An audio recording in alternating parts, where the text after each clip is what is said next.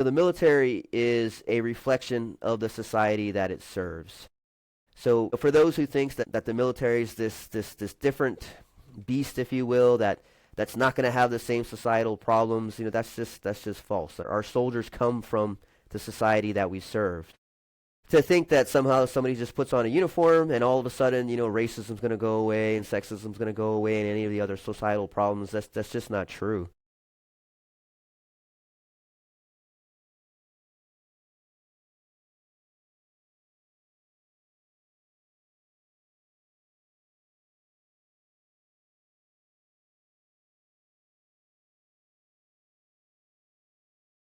Hello again, and welcome to another episode of Stories from Real Life.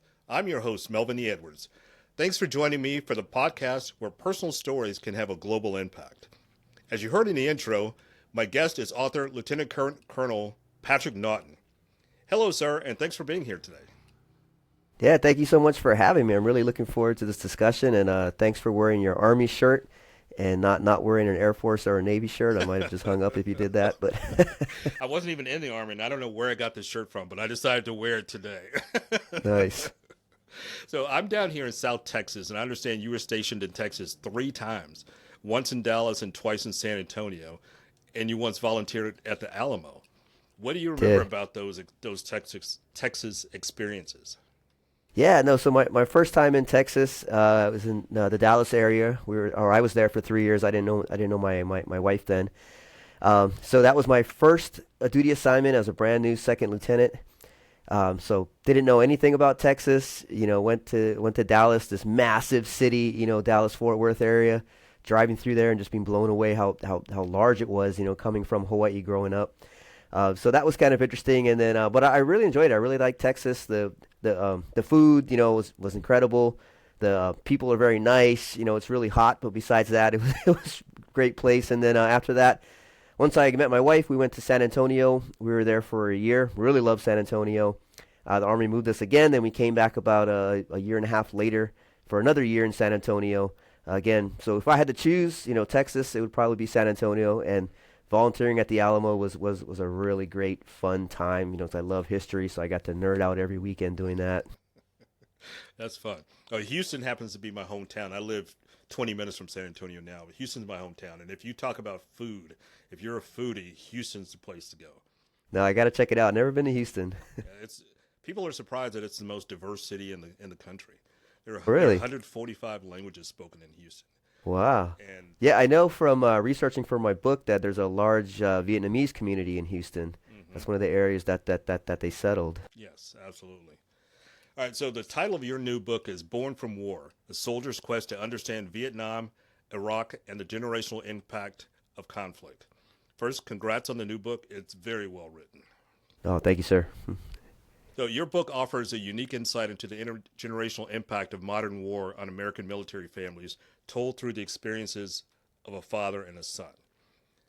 So my first question for you is, what does your dad think of the book? Yeah, no, I think he, was kind of blown away that I wanted to write it. Um, he had saved all his letters that he wrote home from Vietnam, as well as a diary that he kept in Vietnam. And once he kind of rediscovered all that material as he was moving, he mentioned it to me, and I think maybe he was kind of a little blown away how excited I was about it, and wanted to read through that stuff and maybe do something with it. And I had always thought once I started writing articles and so on, starting in about 2017, that I wanted to do a book, but I didn't really have an idea. And once I got a hold of that stuff, it really clicked that this would be an awesome way to explore two generations of conflict and how that influences the family as a whole. So I think, yeah, he's been really blown away by it. He still hasn't he's seen the finished PDF product, but he doesn't have the actual book in his hand yet. That's on his way in the mail right now to him. So I think he's going to be blown away once he finally gets it in his hands. So this episode is scheduled to release on April 15th, which is the day your book is officially released. So hopefully he will get a chance to be one of the first ones to get the hard copy and Yeah, have you sign it for him if he wants your signature on absolutely. something. So what was the most surprising thing you learned about your dad during your talks with his fellow Vietnam vets? Yeah, I researched, I tracked down a bunch of guys that he served with, And one of them was actually local here at Fort Leavenworth, where I'm stationed now, which is kind of surprising to find him here. But I tracked down a number of them, and all of them were very surprised that this person just kind of showed up out of nowhere and started asking them about their Vietnam experience, 50, 60 years ago. Especially I'm a junior, so with the same name of the guy that they served with, so long ago. And so all of it was really surprising because there was no I guess agenda when I reached out to them and just asked them about my father's, if they knew him and what he was like, and all of them basically said, "Oh my, your dad was a hero. Your dad was Bronze Star winner with V for valor." And all that was unsolicited on my part. It was just something they just immediately offered up right away. And so learning this about your father, when you think of your father, you don't really think of him in that way. I kind of grew up with that in the background a little bit, that he had served in Vietnam, but I didn't really know much about it. So that was kind of interesting to get this perspective of him that I did not know. And obviously, he was a young man then, no thoughts of me or my sister at all. So it was just learning about this man who my only memory of him is from him as a father, and not this young man who's out chasing girls and fighting in a war and all these other things that young men do. So that was kind of really, really interesting. That's really cool. So today's military recruits primarily come from families like yours with a history of service. You volunteered to join while your dad's generation was selected to serve, often involuntarily. So do you think your son will follow in your footsteps, and do you want him to? Yeah, I want him to make his own choices, obviously. My dad, he didn't force me or influence me to try to join the Army. He never talked about it growing up, but it was something that was always in the background. When you're a little kid, you like dig around through your parents' stuff and sneak through their stuff. And so I would find old pieces of uniform and old medals and ribbons and things and not really know what that stuff meant. But it had a huge influence on why I joined the Army, because that's something that I thought, that's how you become a man. That's what the corny 1980s war movies told me as well. So he didn't influence me in any way, and I think when I said, "Hey, I'm joining the Army," I was kind of a troubled kid, got in a lot of trouble. I think he was just happy that I was doing something with my life. But for my son, I mean, it's going to be I think an even bigger influence for him because now there's a book that talks about his grandfather and myself serving in the Army. So I don't know how he's not going to be influenced by it. But if he wants to join, it's completely up to him. We'll support him. If he doesn't, then that's perfectly fine as well.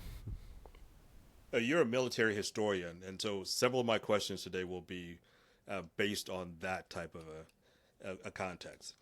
So one of the things that I've thought about over the years is it seems like the end of one war is almost like a pretext to the beginning of the next one. Do you think there would have been a war on terror without a Gulf War, Vietnam without Korea, or World War II without World War One?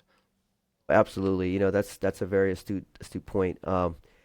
Every conflict, really, especially at the tail end of it, there's always signs of what the next conflict's going to be like. So you look at the end of the American Civil War, you're seeing trench warfare, and then you get into trench warfare, World War One, and then in World War One, that's really kind of the first death of nationalism, and you see all that break apart. And that's where you see all the tensions that arise today, in the Middle East, in Africa, even in Europe. And then you go into World War II and all the tensions that happen there, all the things that are still resonating till today. So, yes, absolutely. There are, each conflict leads to the next one. I mean, if you look at Vietnam, that was against communism, or excuse me, Korea, that was against communism. And then when we went to Vietnam, we tried to build the South Vietnamese army in the model of what we did in Korea. So another huge influence there. And the same thing, trying to stop the communists, the domino theory and all that stuff. And then the first Gulf War, that sets the conditions for later what we did in Iraq and Afghanistan. So 100% that conflict foretells, what's going to be the next conflict, and the cessation of conflict shapes where those next, flames are going to kind of rise up and when that next conflict is going to rise. So right now, there's a lot of historians and national security experts and so on that think that we are in the interwar years again. That right now it's shaping up interwar years between World War I and World War II. They weren't called the interwar years when that was occurring, but we're kind of reading the tea leaves, if you will, and almost thinking that right now is the interwar years as we prepare for probably a next large-scale conflict, whether it's going to be in Europe or Asia, unknown at this time, or both. But I definitely think that we are in the interwar years on the verge of some type of new large-scale conflict in the future. Wow. I'm guessing your dad isn't old enough that he experienced Pearl Harbor. Um, but obviously not there, but old enough to remember it. But the two of you did experience this generation's Pearl Harbor together in 9/11. What do you remember about that day? Yeah, that was just a funny coincidence, right? He was actually visiting us in Hawaii. My sister and I, we had shared an apartment, and I had gotten off active duty as an enlisted soldier, and I was in the National Guard, the Hawaii National Guard. And I was actually driving I had like a little injury on my wrist, and I was driving to Tripler that morning that the attacks happened. So my dad was staying with us, and so that was kind of the verge of cell phones were just coming out then, and so on. So I was driving to the base, and I didn't have the radio on because it's Hawaii and it's beautiful in the morning, and I like to have the windows down when that was happening. And then I hit dead traffic on the H1 freeway at 5:30 in the morning, which is a very rare. And I turned on the radio, and it was in the midst of the attacks, due to the time zone. So I'm trying to call back to the apartment where my dad is sleeping, and no one's answering. And finally, when I burst into the door, I'm like, "We're under attack!" Thinking that everybody thought we were under attack. No one had any idea what was happening. So I was curious that I'm there with my dad. I immediately start packing my gear. My boots were still muddy from the weekend training we had, so I was shining my boots, because you're not going to get caught with dirty boots. And so I was like preparing for a war, packing basically, getting ready, thinking that we were about to get mobilized and, maybe troops were going to fall from the sky or whatever was going to happen. So that was kind of interesting that my dad was there at that exact moment when he thought, oh, maybe we're at the verge of another world war and my son's literally about to go out the door again. Wow. So your book is being released on the 50th anniversary of the fall of Saigon, which signaled the official end of the Vietnam War. What has that storyline meant to our American military culture since 1975?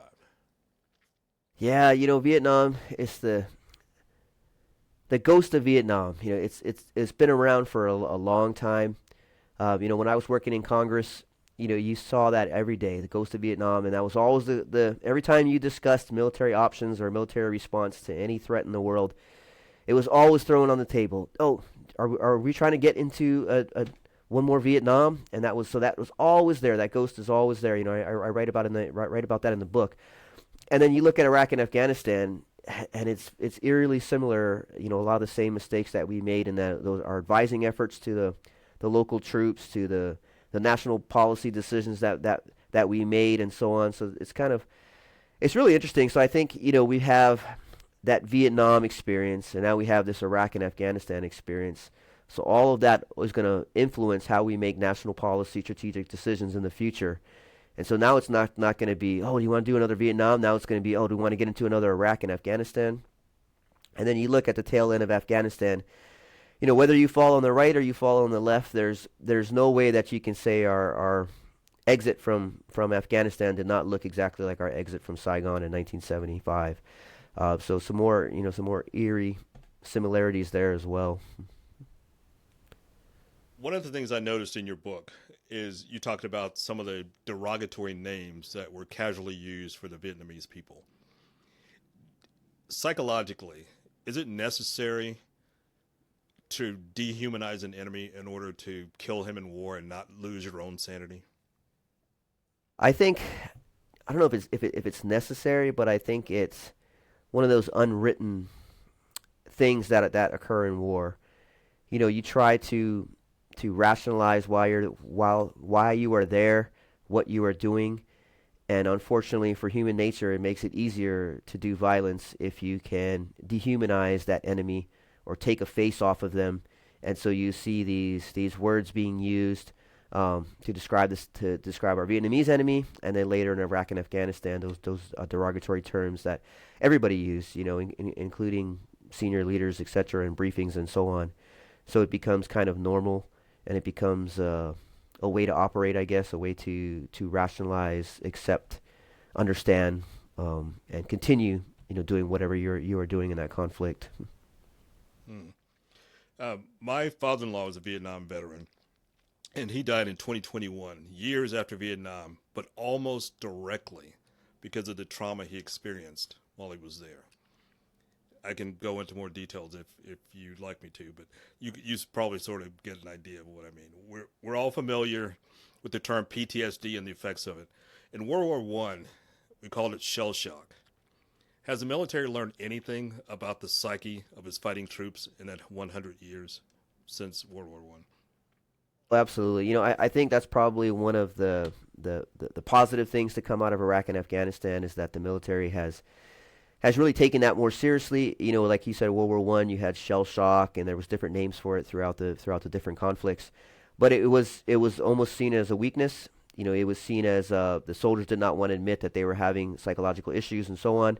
And so if they did, they were definitely ostracized. They could lose their security clearance. They could lose their job. All those types of things.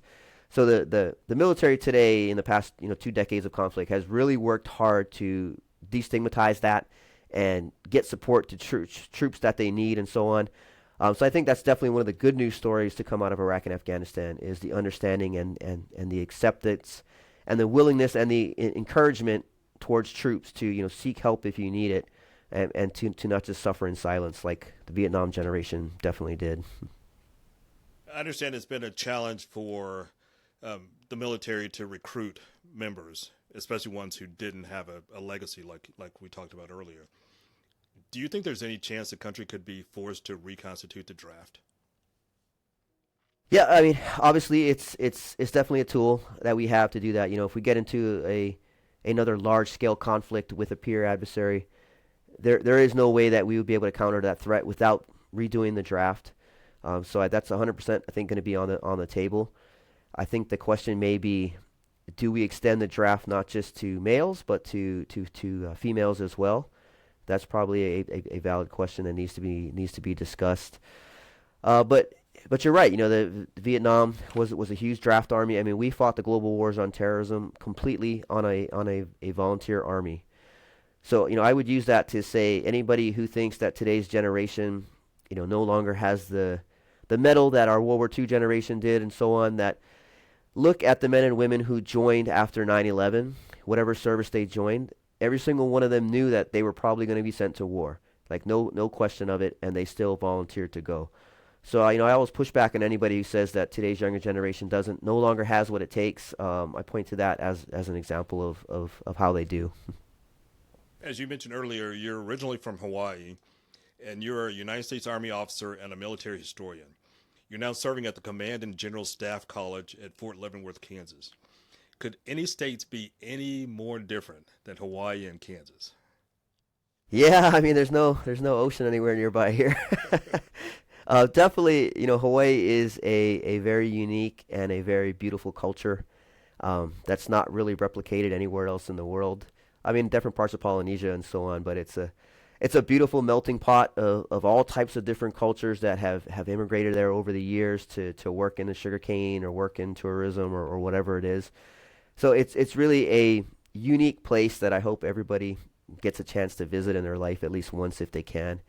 But yeah, very, very different here in Kansas. One thing about people from Hawaii is wherever we end up, the first thing we do is search out for other people from Hawaii, and then we try to build like a little local community, if you will. So same thing, doing that here in Kansas or anywhere else. Texas has a big local population as well from Hawaii, so that's interesting. Wow, that's pretty cool. So as part of your military historical background, I have a question. Baseball was integrated before the military was, but the military became, I think, the closest thing the country's ever come to being a fully integrated society. Does the military still have a functional role in societal change? Absolutely. That's an awesome question. The military is a reflection of the society that it serves. So, for those who thinks that the military is this different beast, if you will, that's not going to have the same societal problems, that's just false. I mean, our soldiers come from the society that we serve. So to think that somehow somebody just puts on a uniform and all of a sudden, racism's going to go away and sexism's going to go away and any of the other societal problems, that's just not true. Um, Now, being in the military, we have a different set of rules. We have a different set of bonding that happens. So a lot of that does kind of go away, especially in combat units and so on, because you become very close very, very quickly. So a lot of that does disappear. But the military cannot be different than the society that it serves. It can't be morphed into this different beast, and somehow it's gonna attract recruits and then retain soldiers because of this different bar that it's set for itself or whatever it is. But we absolutely do have a responsibility to be that safe space for society for our young men and women to join, serve, and then leave the military when they're done, go back into society, a healthy, productive, person into that community, because it is a revolving door. We take from society, we serve, and then that person goes back into society again. So we have a huge responsibility to treat that relationship, treasure that relationship that we have with society as a whole. You mentioned earlier about that kind of 1%, if you will, who joins the military. Like my family is because they had somebody who was in the military, a father, a mother, an uncle, a brother, sister, and that's what influenced them to join. But there's this whole other part of the population who does not have that and has not had someone that they've known that has served, so it doesn't influence them. It doesn't make them want to join, and that's a bad thing, I think. So during your time in uniform, you mentioned in your book that you saw a spike in female enlisted service members. Can you tell me what kinds of lessons you learned from Donna Allen? Yeah, Donna Allen, my good friend. She lives in Sykeston, Missouri, so only a couple of hours from here, actually. So yeah, when I first joined the Army, 1996, a long time ago, and I was in the infantry for my first 6 years in the Army. So in my brigade, it's like 5,000 soldiers. There was one female, and that was it. And she was in the headquarters as a clerk or something. And now, I don't know the exact percentages what it is, but I think it's up to 30-40% almost of women in the Army, and I think it's an awesome thing. And so my friend Donna, my war buddy, if you will. And so when you think of a war buddy, you think of a male. It's going to be a male. So she's a 6 foot African American female who became very close with. She's still one of my best friends. We don't talk as often as we probably should anymore, but became almost like a sister, mother figure to me, if you will. She's a little bit older than me. And so that's just interesting, about the Army and society as a whole, that, when you think of war buddies and you think of movies, it's like it's a bunch of white males maybe, and it's not necessarily always the case. So I think it's a great thing. Women in the Army have been awesome. Women are very smart. They're very organized. They're very able to, do multiple things at once. And so I think it's an awesome thing. I've served with some incredible women who I've considered mentors still to this day, who are now general officers. So yeah, I think it's an awesome thing. You mentioned earlier that you were a little bit of a troublemaker when you were a teenager. And when you were at Mililani High School, there was a frustrated teacher she was frustrated because of you, and that she called the recruiting officer to get you out of her class. So would that teacher now be surprised that you have a master's degree? No, I think she probably would. I probably should reach out to her and send her the book, right? Because yeah, I was taken out of school and put in like taken out of the regular classes and put into the troublemaker classes, because I was always cutting school and I was into gangs and things like that. And so one day she was frustrated at me, and she's like, "Oh, what are you gonna do with your life?" And I was like, "F you, I'm gonna join the Army. I don't care." And so she was like, "Okay." And so, like 20 minutes or 10 minutes later, she comes back and says, "Oh, here's a phone call for you." There was, phones in the classroom in case the kids made trouble. And so I went over there and I picked up the phone, like, "Hello," and it was a recruiter. So she had called an Army recruiter and Staff Sergeant Kamakahi from Hawaii. And she was like, "Meet me by the flagpole after school." And I was like, "Oh, okay." And so that's how I joined the Army. And, so had she not given me that push, I don't even know if she was like legally allowed to do that, honestly, to call a recruiter. I'm not sure if that would fly today, but she did it, thankfully so. And, and there I was. And so joined the Army because of that push, or I guess, or that connection that she forced on me, which is a good thing. Bluff right there in the middle. Yeah, she sure did. Did you resent that at all?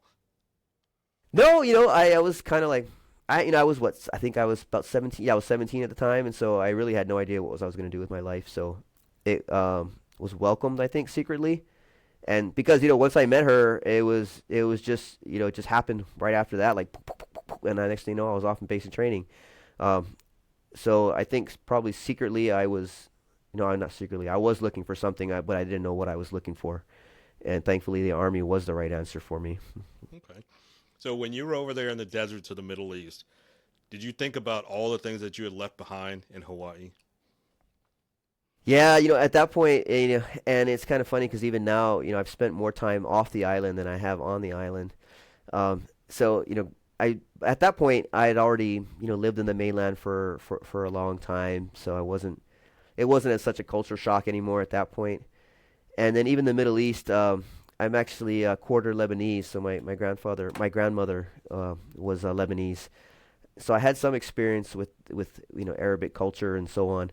Um, so it's a beautiful culture in the Middle East. If you've never been over there, it's very very fascinating place to be. I mean, obviously go to the safe areas, but it's a beautiful culture, beautiful people, and I really enjoyed. I won't say enjoyed, but any interaction that I had with Iraqis, that was a positive interaction, obviously a safe interaction. I really enjoyed talking to them and learning more about their life and so on. All right. So your profile that we linked up on Podmatch, your profile says you speak Hawaiian Pidgin, Yeah. and that's one of my favorite dialects. On my Bible app, I set it on Hawaiian Pidgin just because I like the No way it way. All sounds. right. It's got an audio version of it. Yeah. So, can you say something in Pidgin and then translate it to how it goes into what we might call Midwestern English? Midwestern. Yeah. So the background of pigeon, I kind of cover that for a second. It's in Hawaii.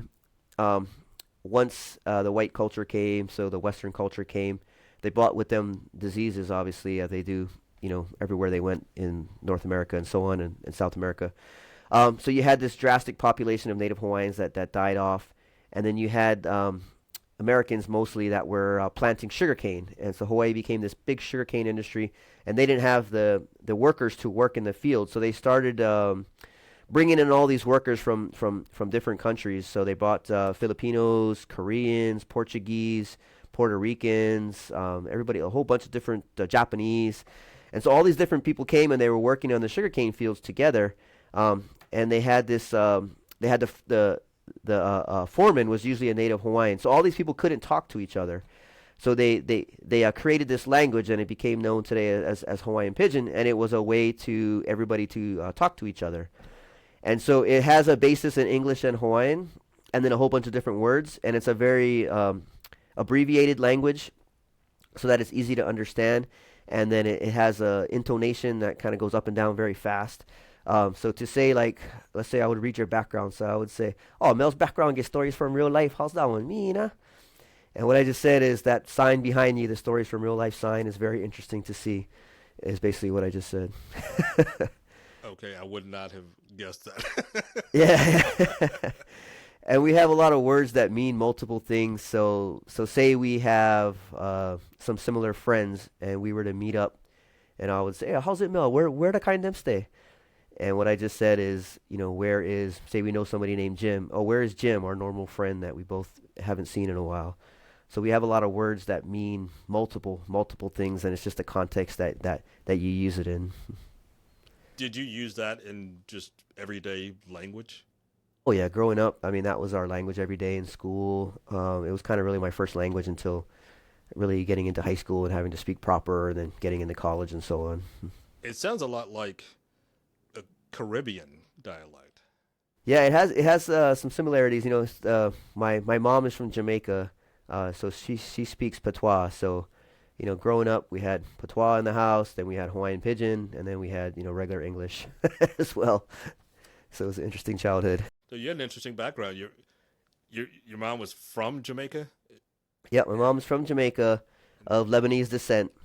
Okay. A lot of Lebanese moved to Jamaica. They were kind of the Lebanese and Syrian at one time. They were the middle class, the merchant class, if you will. And so my mom grew up in Jamaica. My dad grew up in Hawaii. And then after Vietnam, my dad went to Canada for school. He joined the Canadian version of the Peace Corps and went to the West Indies to teach, and that's where he met my mom. and then they moved back to Canada. So I was actually born in Newfoundland, and then when I was about 6 months old, we moved back to Hawaii, and that's where I was raised. Okay, you have a very interesting background. You've been all over the Yeah. world, warm places, cold Cold places, places, yeah, definitely. ocean, beachfront, the Yep, the Middle Eastern sands, all over the place. all over. So this is a question sort of out of left field. Do you think there should be a requirement for the president, who is the commander in chief of all military branches? Do you think should there be a requirement for the president to serve in the military in some capacity? Yeah, that's an interesting, I think, discussion that many people have had, over the years. I don't think so. I mean, there's a danger of putting that requirement on any of our politicians, if you will, because you want diversity in our government. So you don't want a bunch of people who have been in the nothing bad about the military. I'm in the military, but you don't want a bunch of people who've had this military experience to then that's the only avenue maybe that to get into politics, because then you bring that leaning towards military solutions to everything, right? If we have a bunch of people who've been in the military and now that's the requirement to then serve in Congress, become a president, whatever it is, then that's unconsciously that's probably going to be the answer to a lot of our problems when we're looking to deal with foreign adversaries or not, or just dealing with foreign partners. We're going to want to always subconsciously lean toward the military as a solution. So I think there's a real danger there to put that requirement on any of our politicians. All right, so you teach military history. Is there any emotional connection between veterans and the names of the military bases? Or is there any historical imperative that the bases should be named after Confederate generals by any rationale? Yeah, no, I'm a big Civil War buff. I really enjoy the American Civil War, even though I didn't grow up around any battlefields. Being in Hawaii, it's still I have ancestors who served in the American Civil War, so I really enjoy that conflict time period, if you will. So do soldiers have an affinity towards the bases that they served in? Yeah, absolutely. If you're an airborne guy, then Fort Bragg, is a name that you have pride with, that you have proud memories of with, and so on. So the matter of the Confederate bases naming, I think it was the right thing to do to change the names. Um, the Confederates, there's two parts to that, right? Do we scrub that history of the Confederacy from studying military history, for example? I don't think so. I think you can separate what General Lee did, what an awesome general he was, a tactical operational general that he did on the battlefield, with his beliefs, right? You can not honor Lee, but study Lee and say, okay, yeah, these are some real lessons that I can learn from General Lee here. Then I can separate that from the fact that he was fighting for the enslavement of a whole other people. I can separate that, right? I don't need to erase that from my history. But I don't need to honor that with a base name. And I think that it was the right thing to do with removing those base names. So several of them have been changed back, but they're no longer named after that Confederate now. They're now a different Benning, or is it Benning? Yeah, Benning and Bragg are now named after a different person who was not in the Confederacy. So they bought that connection back, that pride that people have being at Fort Bragg, being at Fort Benning, and etc. But now it's uplifting a different American hero. So yeah, it seems multifaceted question, but the Confederates at the end of the day were traitors. So to honor them with a base name, a statue, or anything like that, I don't think is the right thing to do. But we also don't want to erase their history, because there are a lot of lessons that you can learn from Lee, Longstreet, how the Confederacy waged that conflict, and how it lasted as long as they did when when the North was superior in all areas, and still the South was able to prolong that conflict for 4+ years. How did they do that? There's a lot of lessons there that you can learn in leadership, tactics, etc. So again, just separating the two, erasing the history, I don't think is the right thing to do, but not honoring it in a way where we honor those guys with statues and base names and so on, understanding that they were traitors, is the other side of that equation. Yeah, I agree with that assessment. We have to learn our lessons from history, or else we'll continue to repeat it. We talked about earlier that what we lose at the end of one war, we try to fix at the beginning of the next war. So it becomes a never-ending cycle. And here in Texas, the largest base was formerly called Fort Hood, which was named after a Civil War general and recently renamed to Fort Cavazos. And I didn't know anything about Cavazos, and it caused me to go and start learning about him. And just incredible family. I Yeah. don't know if you know much about him, but just No, I do, and incredible that's the way it human should be, right? history. Yes. Those base names, those vehicles that we want to call, Apache and things like that, and those should invoke a pride in our history, right? It should cause the soldiers to look, oh, who was Sergeant Major Cavazos? We should look that up and see and be able to take pride in that. So I think that was a right base name change as well. Yeah. All right. So last question for you today. Why should all of my listeners buy your book? Sure. So yeah, my book. So it covers I think everything that we just talked about. You asked some really good questions, some really powerful questions, and I'm glad that you did, and I appreciate that. And so my book goes into all of that. It's not just another war story. If you want war stories, it's in there. There's definitely tales from Vietnam, Iraq, and so on that are in there. But it talks about all the things that we just talked about. It talks about diversity in the military. It talks about the base name changes. It talks about who should be our heroes. It talks about the generational impact of conflict. So if that's stuff that societal piece, if you will, if that's something you're interested in, the book covers that in great detail as well. It covers the draft. It covers the volunteer army. It covers all those things. So that's in there. It also takes a national level look at war and talks about some of those similarities between Vietnam and the mistakes that we made between Vietnam and Iraq and Afghanistan. So that's in there as well. If you're like a big national security type buff, that's also in there.